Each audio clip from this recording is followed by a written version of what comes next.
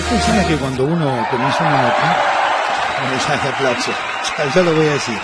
Cuando uno comienza una nota, la prepara previamente y vos entonces te vas preparando y decís, pucha, cuánta capacidad, cuánto estudio, ¿no? Cuánto desarrollo actualmente que tiene quien hoy nos visita, que es el doctor Adolfo García, director científico del Laboratorio de Psicología Experimental y Neurociencias, dependiente del Instituto de Neurociencia Cognitiva y Translacional, investigador del CONICET y profesor adjunto de Neurolingüística en la Facultad de Educación de la Universidad Nacional de Cuyo. Esto es una parte, es mucho más largo el currículum. Adolfo, buen día, gracias por estar con nosotros en el verano menos pensado, ¿eh? Buen día, Daniel, un gusto estar acá.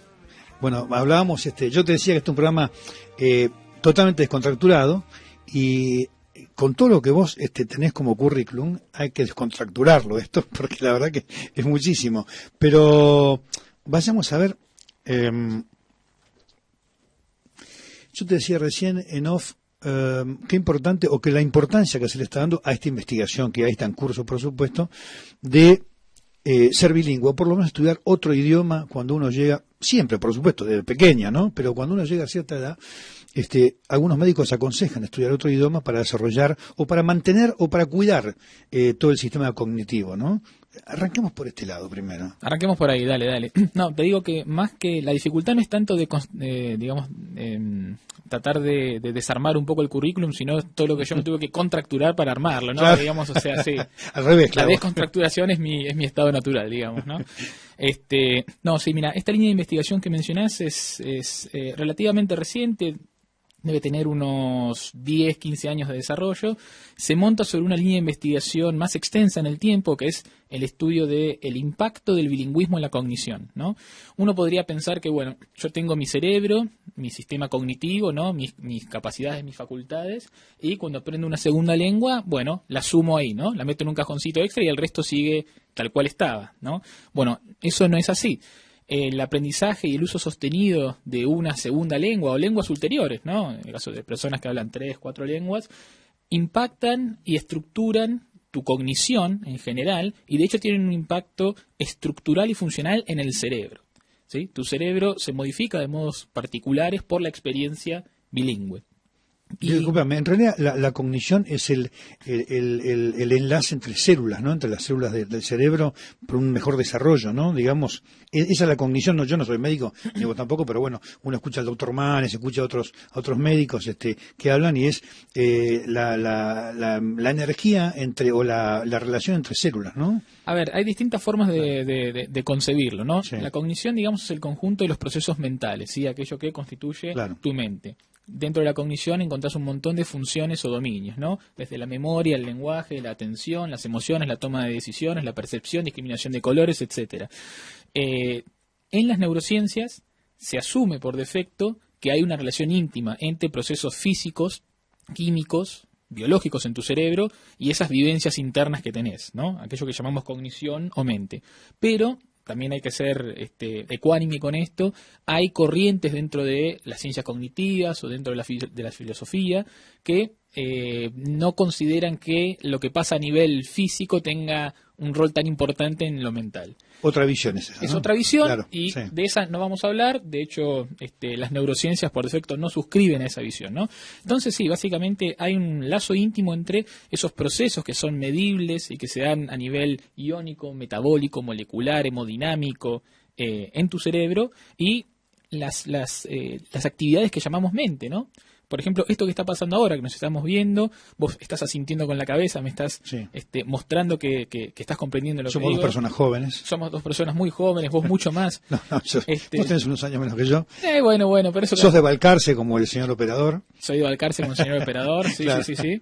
Se puso muy contento. Ahí está. Por favor, edad, porque es un genio este muchacho. ¿sí? Claro, perdón, hablando de ahora, porque lo cognitivo tiene que ver con la emoción también, con el sentimiento, ¿no? Claro, mirá, durante mucho tiempo también en ciencias neurociencias cognitivas y siguiendo un dogma cartesiano, digamos, ¿no?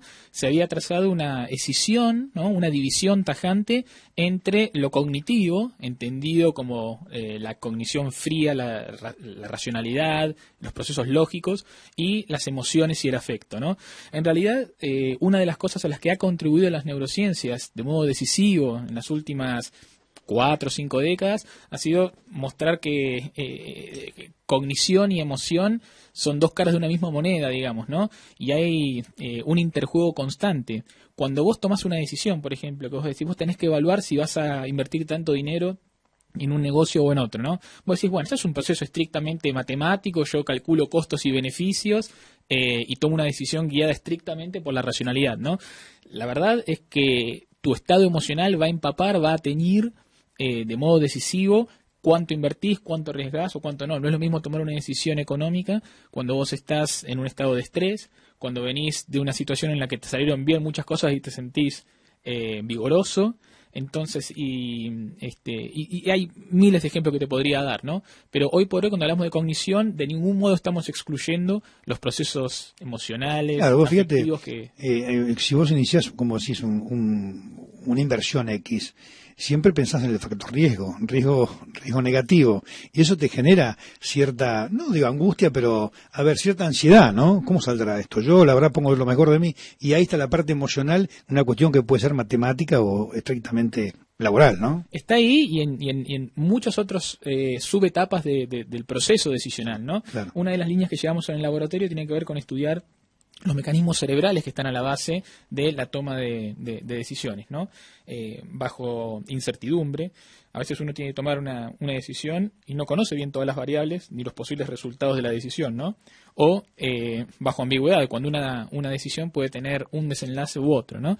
Y las neurociencias cognitivas lo que permiten, estos son temas que se han estudiado desde antaño, ¿no? Desde la filosofía, pasando por un montón de ramas. Lo que las neurociencias vienen a contribuir más recientemente, digamos, a partir de los últimos 50, 60 años, es poder caracterizar esos fenómenos a la luz de nuevas tecnologías que nos permiten ver los procesos biológicos que están a la base de ellos, ¿no? Entonces, las neurociencias, digamos, no son innovadoras tanto en las preguntas que se plantean, si bien algunas son más bien sui generis propias de las neurociencias, sino en cómo abordan preguntas que muchas veces son centenarias o milenarias, ¿no? Claro, sí. Bueno, eso. No, vos hablabas, yo pensaba, digo, hay cuestiones que están saliendo en los últimos años. Yo, la verdad, el tema del estrés. El tema del estrés, por ahí no es una cuestión que los papás nuestros nos decían. No se conocía en ese momento, no estaba estudiado o no estaba desarrollado como ahora. El estrés en la cuestión cognitiva afecta negativamente, por supuesto, ¿no? No necesariamente, ¿no? Primero, el estrés es una condición inevitable del organismo, ¿no? Siempre hay una cuota de estrés, no hay un estado totalmente neutro, digamos, ¿no? Siempre estás en algún nivel. Si no seríamos todos robots. Si no seríamos todos robots, ¿no? Tal cual. Y por un lado existe lo que es el distrés, ¿no? Que es el estrés negativo, digamos, aquel que puede ser debilitante, puede hacer que vos no te levantes de la cama o que no puedas llevar adelante una tarea, etcétera. Y también existe lo que se llama el eustrés, ¿no? El eu es una partícula del latín, que significa bueno o lindo, ¿no? Es ese estrés que te predispone para la acción, ¿no? Y de hecho, fíjate, uno dice, bueno, el estrés tiene que ser negativo para la cognición. Eso no necesariamente es así. Por ejemplo, ciertos niveles de estrés parecen favorecer procesos de memoria. La susceptibilidad de recuperar información que codificaste en un momento. De hecho, pensá, nada más estresante que, no sé, que alguien te ponga una pistola en la cabeza, por ejemplo, ¿no? Vos vas por la calle, situación límite, ¿no? Una situación límite. Convengamos que eso te va a generar distrés, ¿no? Y es muy posible que vos esa situación no te la olvides nunca. En cambio, yo te pregunto, bueno, a ver, ¿qué comiste hace 2 miércoles, el mediodía? No tenés idea, ¿no? Tenés que pensar, ¿qué comí? No recuerdo, ¿verdad? Entonces, fíjate, ¿no? Que todo depende de la lupa con que se lo vea, ¿no? Asimismo, niveles excesivos de estrés para ciertos procesos mnemónicos, ciertos procesos de memoria, son perniciosos, ¿sí? Lo que también vamos aprendiendo desde las ciencias cognitivas y las neurociencias es que muchas de las asociaciones uno a uno, que muchas veces pensamos que rigen nuestra vida cotidiana, nuestra cognición, ¿no? Como, esto es sistemáticamente malo, esto es sistemáticamente bueno, esto sistemáticamente te mejora tal cosa, esto sistemáticamente te empeora tal cosa. No es tan fácil, las ecuaciones no son tan fáciles, ¿no? Y muchas veces, cómo una experiencia o un fenómeno va a impactar en cierto aspecto de tu cognición, de tu cerebro, depende no tanto de ese fenómeno en sí, sino del historial tuyo, de tu historial biológico, psicológico, y de un montón de factores que están siempre dialogando con eso en lo que vos ponés la lupa, ¿no? ¿Cómo juega la lectura en todo esto? La lectura es un proceso exclusivamente humano, es una invención cultural. Bueno, qué frase, ¿eh? Una invención cultural, ¿eh? Lo es. De hecho, sí, fíjate, sí. Y miralo de este modo. Tanto si vos ves la filogénesis como la ontogénesis. Tiré dos palabritas ahí fuera del registro. Hay que buscar el diccionario ya, ¿eh? Pero es muy fácil, mirá. Sí. Básicamente, si vos ves la evolución de los seres humanos, ¿sí? Desde los homínidos, ponele, ¿no? Eso es la filogénesis, ¿no? O la ontogénesis, que es la evolución de un individuo, ¿sí? Desde embrión hasta bebé, niño, etcétera. Primero, fíjate que la lectura y la escritura siempre suceden en el tiempo, tanto en la evolución de la especie humana como de un individuo particular, al desarrollo de las habilidades lingüísticas orales, ¿no? Eso es lo primero, siempre se sucede en el tiempo. ¿Qué es una condición humana? ¿O es una virtud? ¿Cómo es? Una virtud humana, ¿no? Es una... Sí. Leer y escribir. Leer y escribir es una capacidad específicamente humana, exactamente. Una capacidad aprendida, desarrollada culturalmente, de hecho, y que está mediada por la instrucción. Y esto es importante.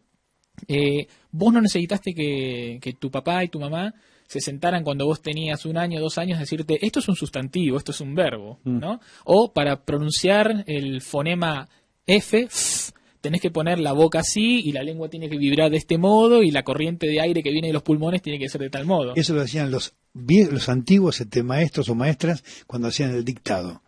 Te mostraban la V corta, la V larga. Pero fíjate que cuando te hacen el dictado, sí, vos ya tenés esas habilidades fonológicas. Claro. O sea, vos, y de hecho uno no tiene que tener ningún conocimiento teórico de ningún tipo para ser un usuario perfecto, ¿sí?, de su sistema fonológico, ¿no? Para producir los sonidos del español y discriminar los sonidos del español. Claro, se van incorporando a través de la visión y del oído, ¿no? Desde pequeño. Mira, y es muy interesante lo que decís, porque uno pensaría, bueno, las habilidades fonológicas, ¿no?, para que yo entienda y produzca los sonidos del habla, eso depende del oído, nada más. La visión es clave. Claro. La visión es clave. De hecho, parte de lo que vos percibís sensorialmente por tus oídos cuando me estás hablando está determinado críticamente por cómo vos estás viendo los movimientos visuales de mi boca. De hecho, si vos no vieras los movimientos, los gestos articulatorios que yo hago con la boca cuando estoy hablando, muchos de los sonidos que produzco vos los percibirías de un modo distinto. Entonces sí, esto es así, pero la lectura no se da de este modo. Primero, no existe en el mundo, en la historia de la humanidad, comunidades que no tengan un lenguaje hablado. No existen, ¿sí? Hay casos particulares de niños que fueron criados en cautiverio o privados de estimulación temprana o quedaron perdidos en el bosque, ¿no?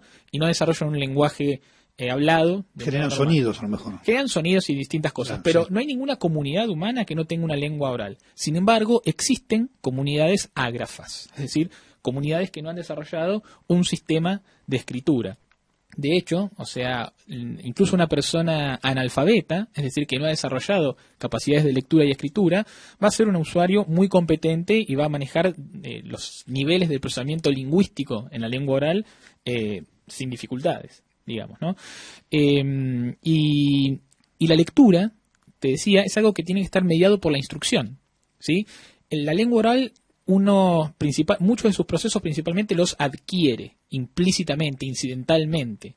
Nadie se tuvo que sentar a decirte, mira, esto es tal fonema, si se produce tal sonido, etcétera. Vos lo fuiste pescando del ambiente, de tus claro, padres, de lo que pasaba a tu alrededor, etcétera, ¿no? Pasaste por etapas de balbuceo, luego fuiste haciendo algunos sonidos correctamente, en cierto orden, se van dando según su dificultad, luego empezaste a producir palabras aisladas, luego pares de palabras, etcétera.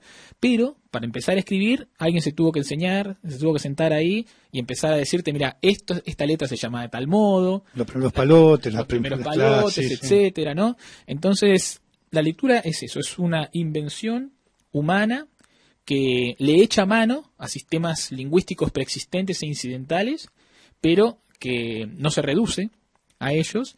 Y después, bueno, es una cosa maravillosa. Vos fíjate que estamos atravesados por el mundo de la palabra escrita, ¿sí? Nada de lo que hacemos en la cotidianeidad, el mundo, la sociedad tal cual la conocemos hoy, desde el comercio, la industria, la diplomacia, el entretenimiento, las cosas cotidianas más pavas que se te ocurran, están mediadas por esa invención cultural que nos es exclusiva a los seres humanos. Yo estaba mirándolo a Agustín. Agustín es un hombre que está estudiando letras, entonces asiente mucho a las cosas que vos decís. Pero hay una palabra que quiero reflejar, y ya Agustín le doy la palabra a él. Yo siempre sostengo, viste que se habla de educación, la enseñanza pública o privada se dice educación. Mi palabra es la instrucción. Yo creo que la educación te la dan en casa desde el momento que naces hasta que vas al colegio. Y después, bueno, continúa, por supuesto. Pero me parece que hay que diferenciarlo. Yo creo que la instrucción es lo que vos planteaste. Me parece a mí desde mi ignorancia, te lo digo, ¿no? Pero bueno. Sí, no, están esas cuestiones terminológicas, la distinción que haces, o sea, es clara, ¿no? Digamos, uno aprende y tiene estímulos que van delineando sus perfiles cognitivos, sus actitudes, sus personalidades, digamos, obviamente mucho antes de los procesos institucionalizados de escolarización y demás, ¿no? La socialización temprana y el principal nodo de socialización es claramente la familia, ¿no? Y esos estímulos a los que tenés exposición desde temprano.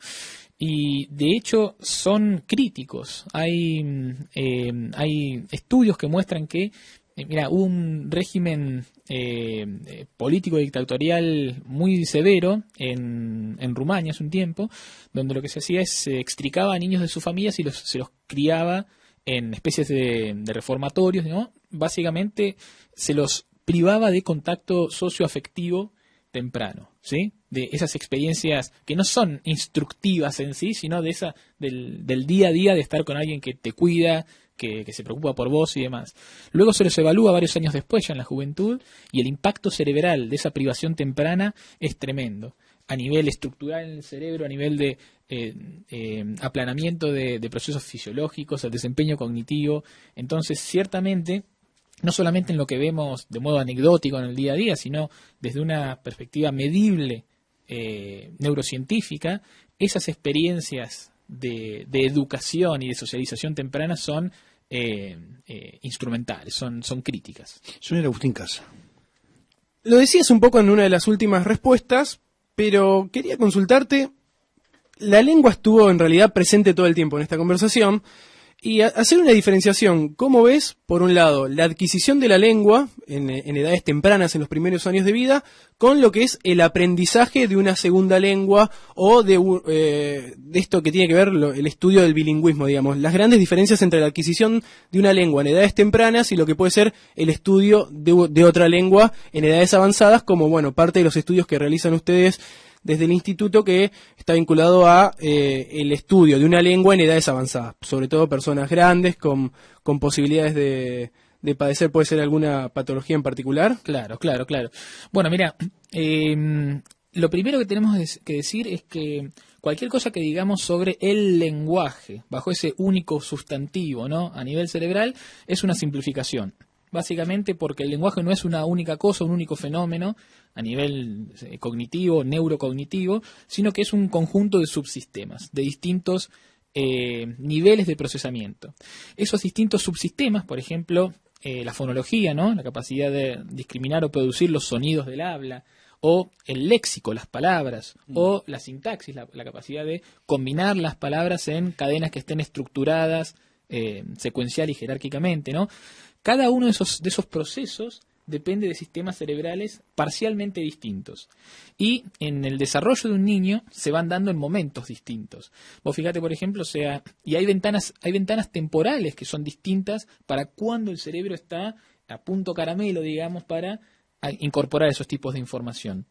Por ejemplo, para el primer año de vida ya comienza a cerrarse una ventana importantísima para poder adquirir incidentalmente las discriminaciones de los sonidos del habla, ¿sí? La sintaxis, entre los 3 y los 5 años, tu cerebro todavía hay sistemas que son específicos, que son los sistemas de la memoria procedural, que dependen de vías frontoestriadas en el cerebro, regiones subcorticales y corticales de la parte frontal del cerebro, vamos a decir así muy genéricamente, ¿no? Que están en un pico de rendimiento en esos primeros años, y estos son circuitos que son fundamentales para el procesamiento sintáctico. Entonces, ¿qué es lo que pasa? Cuando una persona, por ejemplo, se expone a una segunda lengua, ¿sí? Ya sea de modo simultáneo a la otra lengua que llaman, o de modo secuencial, ¿no? Imagínate un caso en una sociedad diglósica, como puede ser algunas partes de Canadá, donde el inglés y el francés coexisten, o situaciones de segunda generación de inmigrantes en Estados Unidos, ¿no? Gente de Puerto Rico, de México, que están simultáneamente expuestos en su familia, en la calle, ¿no? Al inglés y al español, ponele, ni que hablar de lugares de Europa donde el multilingüismo, o en India, por ejemplo, donde el plurilingüismo es la norma, ¿no?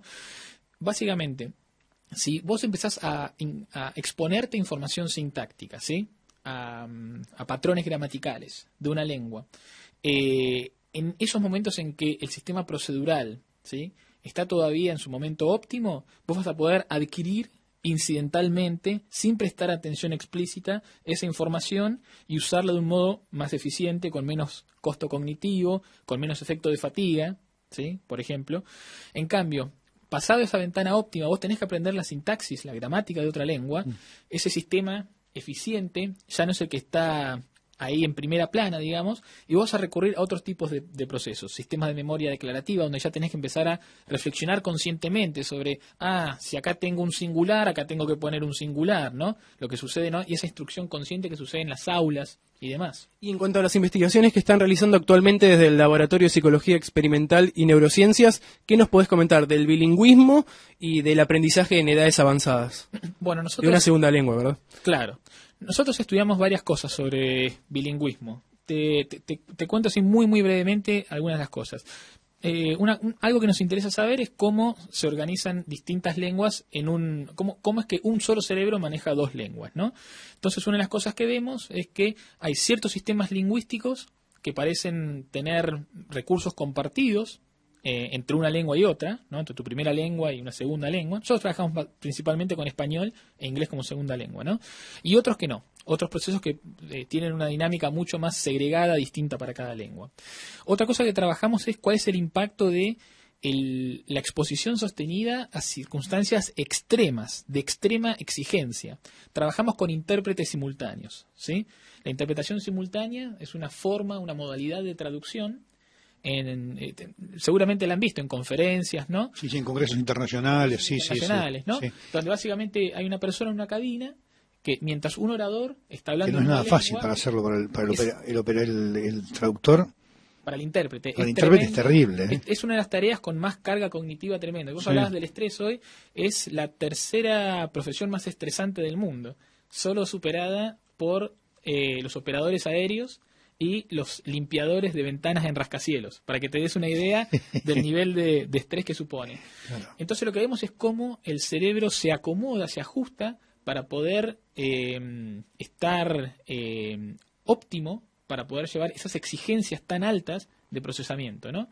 Y vemos que, claro, el cerebro de los intérpretes es distinto que el cerebro de otros bilingües que no tienen esas experiencias y tienen ventajas en ciertas tareas cognitivas. Y una velocidad distinta, ¿no? En ciertas tareas hay una velocidad de procesamiento distinta, pero no en todas. Claro. Eso es interesante porque cuando vos sometés a tu sistema cognitivo a exigencias muy altas para algo como es la interpretación simultánea, el impacto benéfico que tiene eso para tu procesamiento no se da de modo anárquico y generalizado. Por ejemplo, los intérpretes tienen mayor velocidad de procesamiento en tareas de traducción de palabras, o en tareas de fluidez léxica, cuántas palabras vos podés mencionar en un minuto que pertenezcan a una categoría. Yo te digo, dame todos los nombres de animales que puedas en un minuto. El intérprete le va a ganar a un bilingüe que no tiene formación en interpretación. Pero si vos los comparás en otras tareas, como por ejemplo la velocidad de lectura de palabras, o cuánto tiempo tardan en que vos les muestres una imagen y que te digan cómo se llama, no hay diferencias.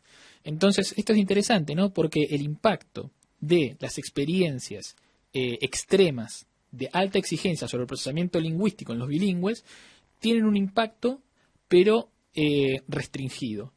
El impacto benéfico que tienen no se generalizan a todo el sistema lingüístico cognitivo en su conjunto, sino que parece que se mantienen dentro de esos subprocesos a los que se los está poniendo al palo, digamos. No, nos está quedando, ya se nos fue el tiempo, ¿no? Desgraciadamente está para seguir un bloque más, sí. Un bloque más, porque hay tanto para preguntar y para Ya aprender. tendremos otra charla para profundizar algunos otros Pero aspectos. yo quiero decirle algo ya para finalizar. Hombre de Balcarce, vos, Adolfo, hombre de Balcarce, el señor Mauricio Cano, que han estudiado juntos. No te voy a pedir que me digas cómo era él en su juventud en el secundario, ¿no? Pero se puso muy contento cuando te vio, la verdad muy contento cuando te vio. Esa cara de contento y el abrazo que te dio, creo que cognitivamente se emocionó. Sí, no, es recíproco. Y sí, y de una vienen recuerdos de la secundaria ahí en Balcarce, sí, algunas macanas que hacían. ¿Iba a la escuela o se reteaba No, iba, ¿no? Yo no te podría decir. No te rateabas vos, ¿no? No, dice que no. Yo me rateaba tanto que no te podía decir cuando iba o no él. No. Vos no podías ratearte. Con todo lo que estudiaste, no tuviste tiempo de ratearte. No te creas. Mi aplicación comenzó más tardíamente. ¿Ah, sí? ¿Cuando terminaste el secundario? Sí. ¿Ahí ya definiste que ibas a hacer inglés, por ejemplo, traductor de inglés? No, yo comencé a formarme como músico. Y estuve a punto de recibirme de músico profesional. Esa fue mi primera... ahí es donde yo descubrí el rol de la disciplina en el estudio, con la música, con la guitarra. Bueno, leer música o un idioma son terribles, ¿no? ¿Ya nos vamos? Ya nos vamos. Vamos al informativo. Vamos. Y seguimos. Adolfo, gracias. Al contrario, muchas gracias.